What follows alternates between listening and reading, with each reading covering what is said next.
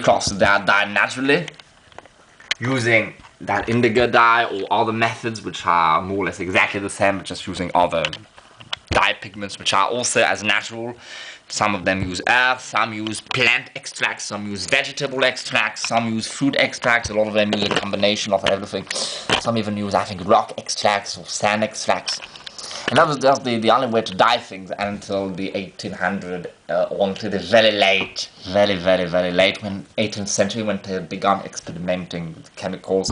But it did not become an available thing to anyone except the scientists experimenting it with before 1820 at the earliest, 1824, something like that, for the most modern people in the most modern places on Earth back then.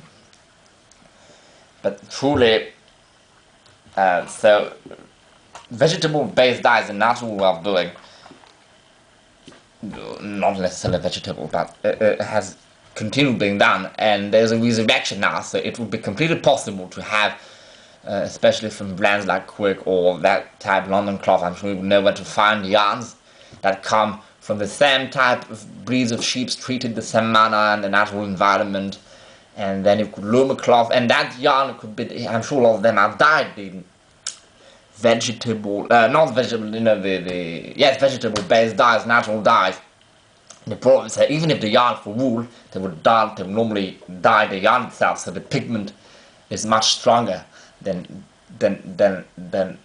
dyeing simply once it has already been loomed into a cloth. But still, it will not be anything as strong as the chemical-based dyes, which was the main reason for which they invented it initially. It was not to reduce cost, that was afterwards. Initially, chemical-based dyes, when it started being done in the mid-20s, very early 30s, they were actually more expensive because they were still a new thing. But the advantage was that then the cloth would be completely dyed like we used to with modern cloths, actually better than that. But at first they were like modern cloths, then they became better. They were at the highest peak with aniline dye, and that stayed the normal way to do it until at least the 1920s, when it really started being questioned because it was very inflammable and very dangerous for health, even for the wearer. Having said that,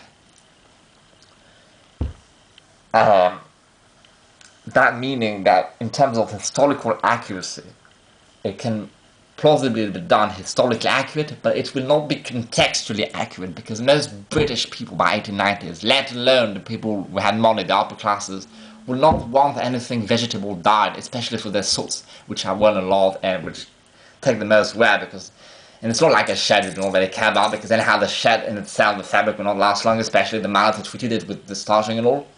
But for the soot, they wanted everything was aniline dyed, really, or at least chromium-based dye if it was not with arsenic. So not the process known as aniline, but anyhow to use mercury and all types of things which are now banned, especially in the quantities used. They still use it now, but not in the same dosage, so it becomes much safer to do it and even to wear. So, if you have something naturally dyed, it is historically accurate.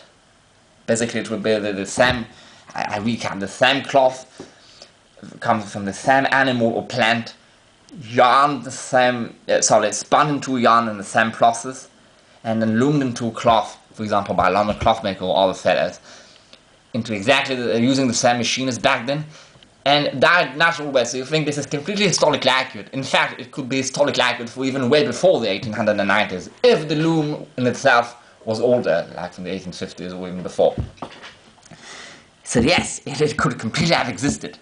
But would an upper class person have won that? 90% of chances? No, because it would have been dyed a chemical way, but a different chemical way. And this is the problem there. This is where you cannot really have a solution, realistically speaking, except to find an original yarn, which was dyed by the north. And so the problem is that, first of all, for linen, most yarns of linen would not have survived if they have survived a breakdown, especially if they have been dyed, and that's the reason for which they were not dyed. So then you face the same problem. You loom that old yarn into a cloth, but then it has to be dyed. How do you dye it using arsenic and all? It cannot be done today, realistically speaking. So the same problem for cotton. No, some cotton were dyed before. So for cotton might be the best, because especially if it is not a fine, luxurious cotton, So if you are trying especially to be upper middle class, you would not have had a luxurious cotton shed, just a normal cotton one. So stronger cotton, the yarn can likely have survived, and even if you loom it, it will still be a very strong cloth. And most of those to tattoo the cloth better because cotton is much stronger. They were actually dyed by yarn, so you can find a lot of. Maybe you can still find cotton yarns, and if you find them, they will likely have survived. If it has survived. It won't give you a full surprise of being strong but not being strong. Silk will be very hard to find, the natural one, because it was so expensive and luxurious fabric. But because it is very strong, the natural silk, it would have been dyed by yarn, and so using the same, it would have been dyed back in the day. Wool can probably be found, but as I explained, I think that the yarns of wool, the old yarns, are not worth looming into a cloth, and also for wool silk you would need so many yarns. So you would have to find so many of the same yarn if you want a specific color, like a plain color, like you want at least a coat that is dark brown. You need a lot of yarns to make enough cloth to allow for that coat. So it becomes very complicated. Maybe it is less complicated than I thought. I thought it was very complicated until yesterday to simply find a properly loomed mode. I did not know about London cloth. I didn't know there were these fellows, at least that fellow, not far away. He does not live in. He's just in London, and he can take orders online. He does for Vivian Westwood and whatever. It is not a novelty thing. It is a proper industry. I think he gets help, and so it is a true thing. You can actually purchase from him anytime you desire. It would only be a bit more costly, but and it would be perfectly loomed exactly like back then. Because I did not even know it. I saw his oldest machine would be from the 1920s. No, he has one from 1890 with all the original parts. And it's all the manuals to loom are original. The problem is where they die. Maybe he will tell you that chance. Maybe the cloth he uses, the yarns he uses are originals. I do not know. And maybe what I said about wool being too worn out when it is only yarned, when it is only on a yarn, if it is more than 100 years, maybe this is wrong. Maybe for especially the wools back then were thicker, heavier. Maybe for a lot of them to have well survived, and he would tell you it is not a problem. He can easily acquire those old stocks of yarns and loom a new cloth. I'm not sure. If that is the case, voila, no more problems. Except if you want 150 outfits, but if you are right in your mind, you will not desire 150 outfits. So, especially if you have a normal budget.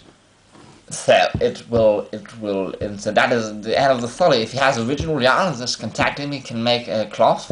And from that cloth you will find an historical teller who can make you, and you'll find original yarns for the canvassing. Just a canvassing, a lot of it has survived, so you do not even need him to find an old yarn to loom a new cloth, like in the past. No, you would probably find original canvas pieces that have not been used, even simply on eBay. And then for the lining, same thing. He can loom you. He can loom you a new, if you want silk, or like most of them are actually polished cotton because it lasts longer and costs way less. So for the lining, and so then that is it. For the buttons, they're very easy to find them on eBay. Original buttons. And it does not matter if they did from the they were still making buttons like that until the 1940s, even in some instances. It does not matter because it is like a pure reproduction. The people still doing that were doing it using the same metal base for the button or wood base, and then using the same silk to embroider them or simply cover it.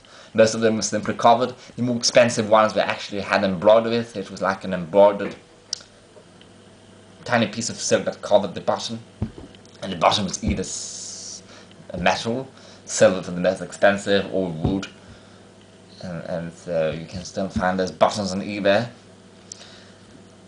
And so that would be an authentic sort that then would be made exactly the same way. If the yarn can't really be found, then the only difference, which I think is a down-to-earth difference that does matter, is the way it has been dyed.